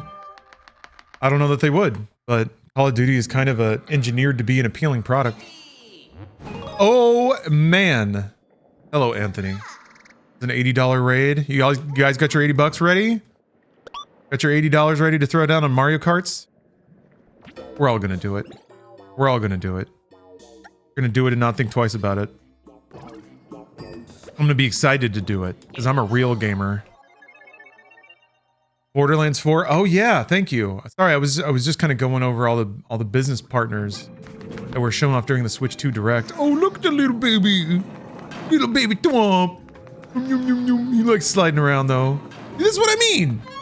It's like it's a goofy character trait that's kind of expressed through something happening naturally in the level, and through that, a relationship is implied with the player about what you're supposed to do or how you interact with it.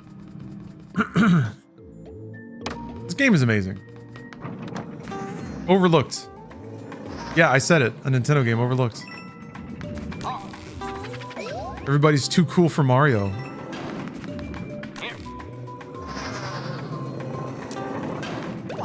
Uh-oh. Bubble.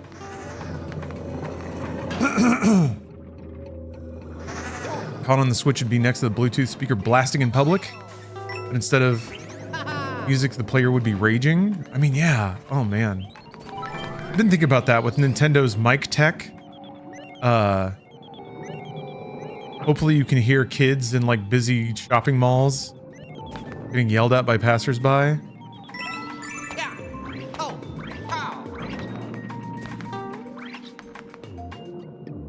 Actually, I just realized Nintendo probably wouldn't do open mic lobbies for anything. Maybe other developers can. Because I was thinking you would have a window into so many bizarre rooms in this crazy world. If you could just randomly hear whatever's going on in any given room where Mario Kart is being played. Oh, that was another thing they talked about in the interview series. Oh, I guess part of the Switch 2 hardware is actually hardware audio processing for mic chat.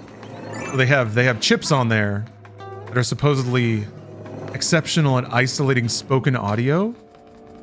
But they even talked about it how, like, the chips or whatever, their goal was to isolate room noise, but not people clapping or cheering or talking or singing.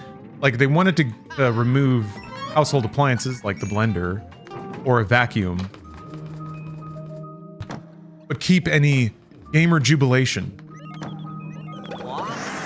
Apparently that's what it's gonna do, and apparently it works, I guess.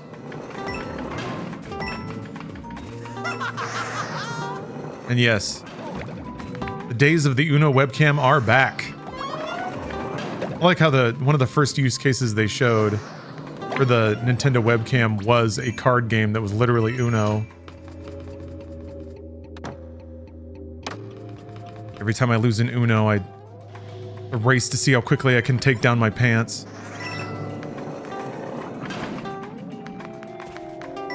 Maybe the Nintendo webcam has like dick and butthole protection. So that if you try, like, butthole detected, and then a privacy shutter snaps closed. Oh, I'm sorry, babies. Wee wee. Little alarm comes off. A little video of Miyamoto appears on your Switch, and all he does is shake his head in disgust.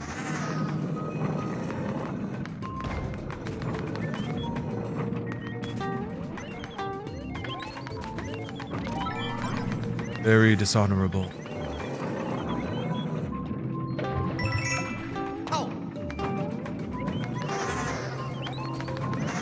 Oh, okay. All right.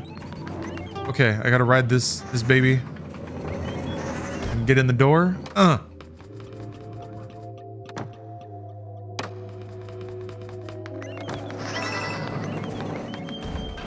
gotta catch it. I gotta catch it. No.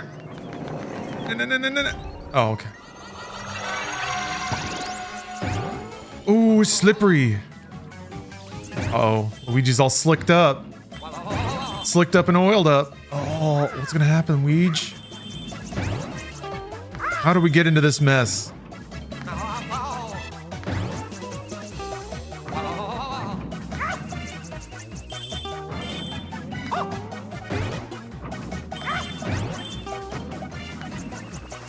Eee!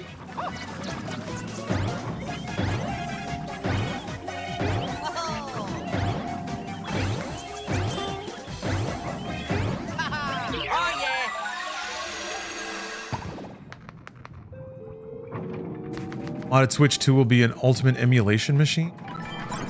Yeah, maybe? Wonder how long it'll take to get custom firmware on that thing.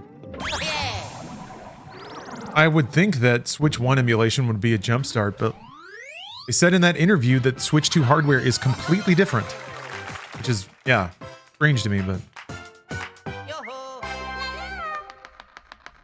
will Switch have 7 Rebirth?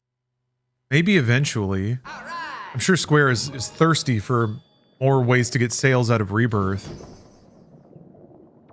I'm gonna guess they'll probably wait and see. If like 7 Remake Intergrade just bombs so hard, if nobody buys Switch 2, why go to the effort of porting all your games to it?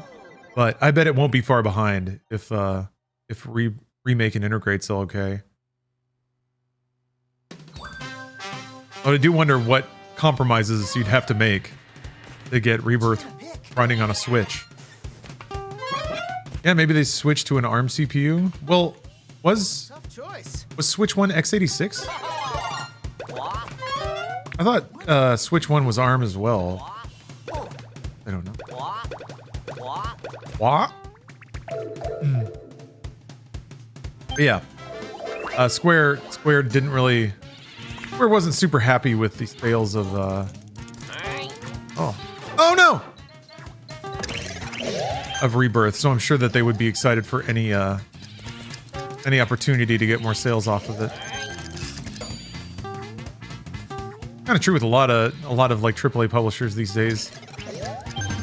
Game budgets got so massive they need to find new groups of sales somewhere. So hopefully the Switch 2 will let them get to those game buyers. But maybe they don't exist. Maybe all the kids who play Fortnite just want to play Fortnite. I saw a stat that like Fortnite was 10% of all of the monthly active users on PlayStation and Xbox. 1 out of 10 only plays Fortnite, and that's all they use it for. That's kind of been the bummer. That's the takeaway, I think, or that I've seen from kind of modern demographic and analysis. That the next generation of gamers is mostly on service games, and that's all they do. They don't really play they don't buy and play a variety of games. All Roblox or Fortnite or Minecraft. Yeah. Like, so they're not buying anything, or if they are, all their money's going to this one thing. Although I guess Roblox is not really one thing.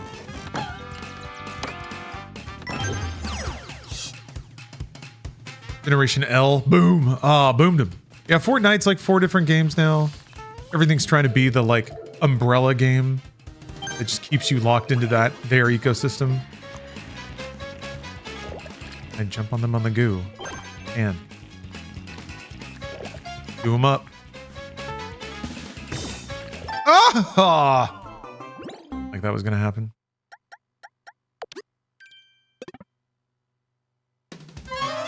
What you gonna pick? Yeah, I got wrecked. Got wrecked. It happens. Excuse me.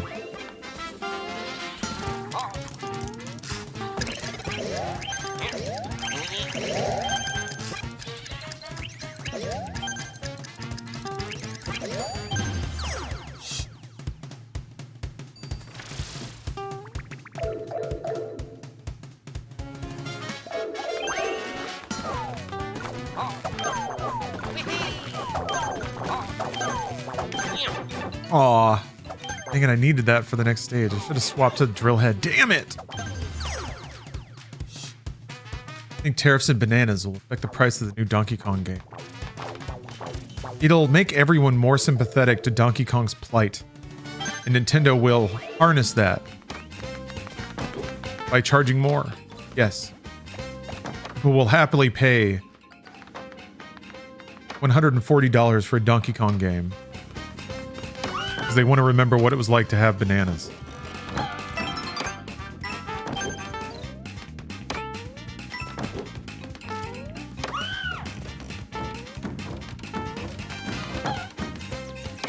Bonanza Republic.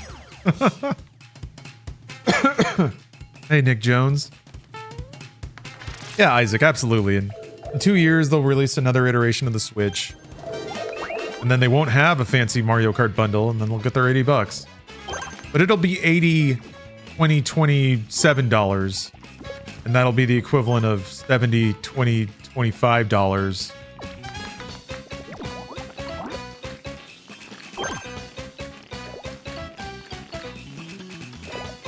Reminds me of bopping the Koopas while you're on the chain link fence in Mario World.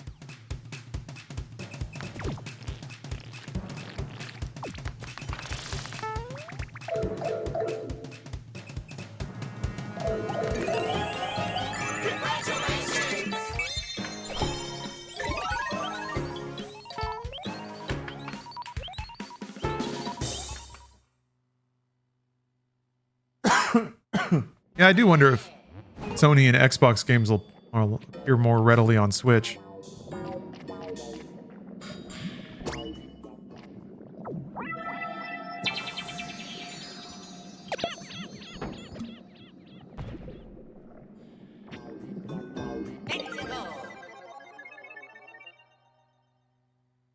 Poison Ruins. Miyazaki sweating somewhere.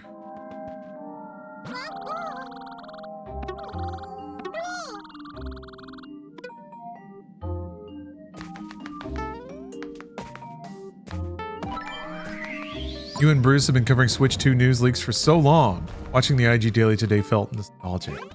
Yeah, I'm kind of excited for it to come out. So then we can just report on what is.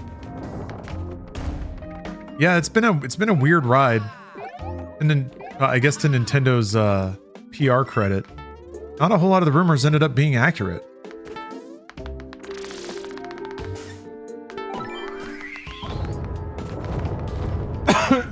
Oh! I was not paying attention.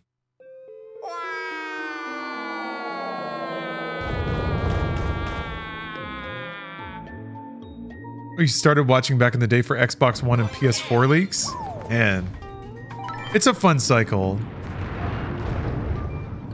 I really like it when new hardware comes out, if for no other reason than it truly is like it's like a milestone in time. A timestone.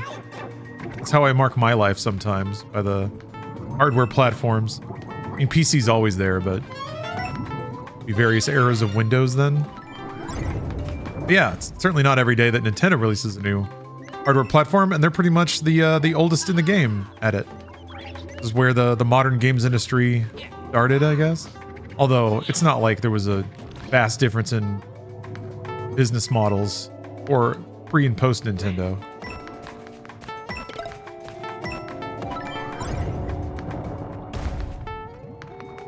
Got a Switch launch day, Zelda, and a few digital games. One of the digital games, Fast RMX. Yeah. One of the third-party games on Switch 2 is the follow-up Fast Fusion. There was the one before it, too. Fast Racers Neo.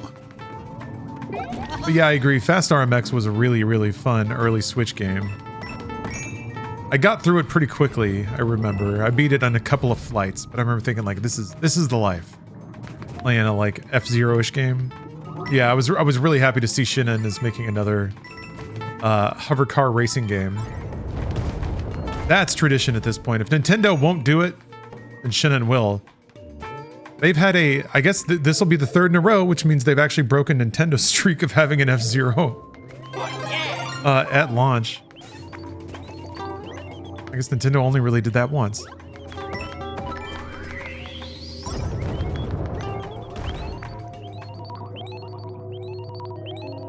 Nintendo promises no DLC, and it's a full experience. I think it's a good deal. Didn't original metric cost like $100 or something? Yeah, I mean, if you adjust for inflation for sure, but yeah, some games were like 80, 90 bucks back in the 90s. I mean, I think there's a world where they can deliver an $80 game and then also sell DLC that's also worth it. Although that feels a little weirder in a open world context game. Also, weird. Also, this is something that kind of has been tickling me ever since. Are there circuits anymore? Are there laps? Because if it's an open world game, all the races looked like they were from point to point. That can't be the whole game, right? That would be weird. that be weird? My feelings about Nintendo is literally how I talk about The Last of Us. Interesting. Nintendo didn't make me stab a dog, though. But maybe that's the equivalent of an $80 Mario Kart. Feels like you're making me stab a dog. Not yet. Yeah. The DLC will be to not stab a dog. Otherwise, you won't be able to play Mario Kart unless you stab this cute dog.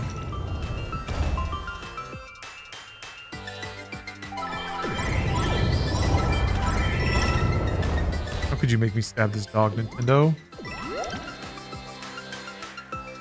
Nintendo made you play as a horny witch, though? Oh yeah, that reminds me. I gotta play Bayonetta.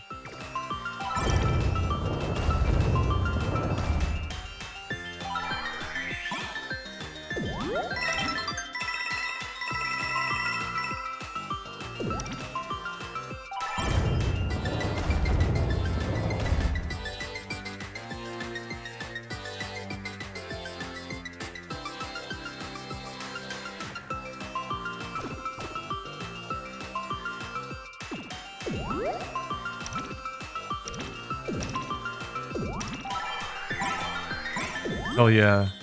Here comes Guigi. Slurping up all the bits. Oh wait, I'm maxed out on purple. Perp is maxed. I need to spend it. That's right. And then you just end up burning it on 1-ups. Whoa.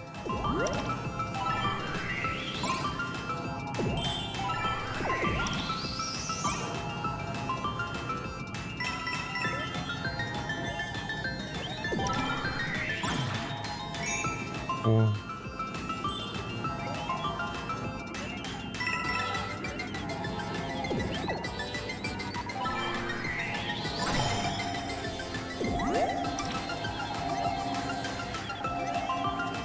Yeah, Soul Calibur 2, F-Zero GX. Oh, with online? Oh, that's kind of interesting. Wait, how does that work? Can you game share Virtual Console?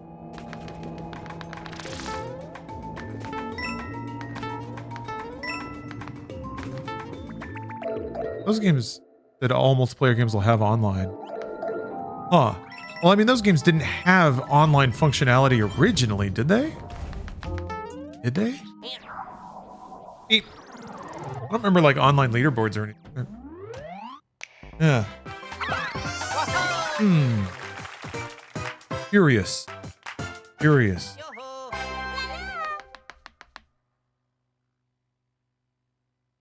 Oh, also, game share is an interesting prospect when you think about Switch 2 owners that have Switch 1s.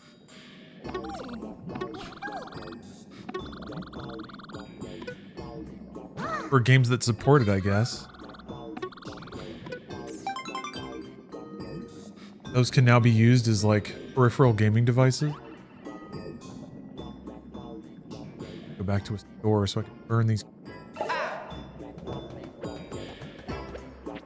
Wonder if let me try this. Oh, it was still blurbling sometimes.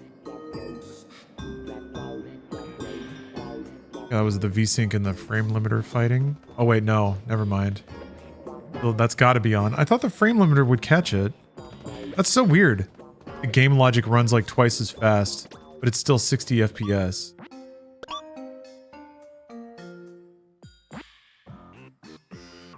How odd.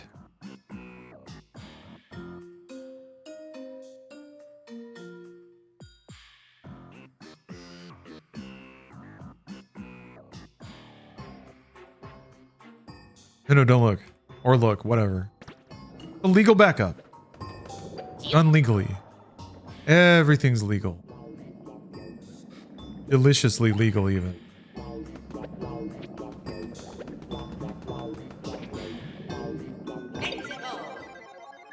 It's so legal. It's not copium. It's legalium. Everyone! Someone's here to save you! As legal as the water that I choked on earlier. It doesn't get more legal than that.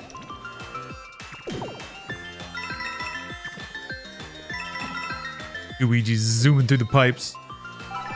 This is all the phlegm flying through my sinus cavities for the past month. Except the Guigi would have to be like 500 times as big.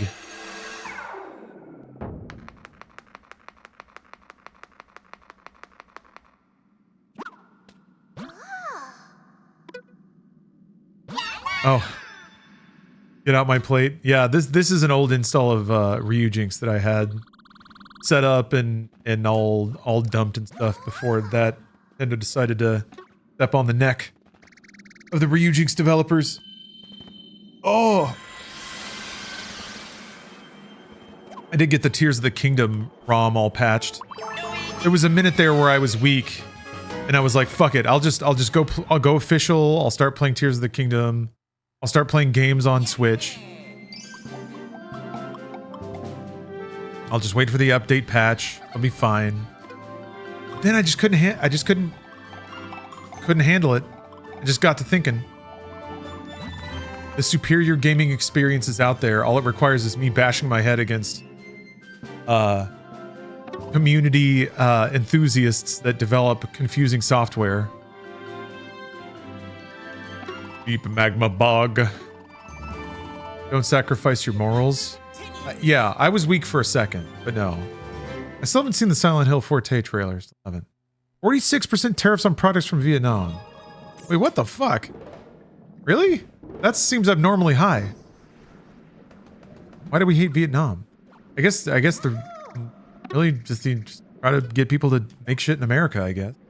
Making it 5 times as expensive. Well, whatever. Nintendo's backed into a corner. They already announced the price, so there's no going back.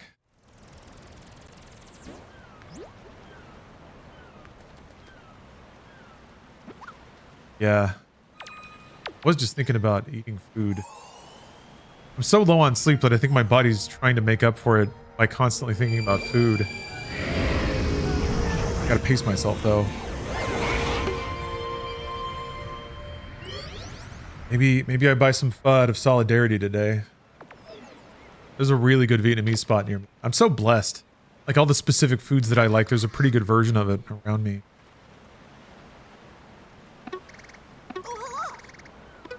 A lot of electronics are made in Vietnam.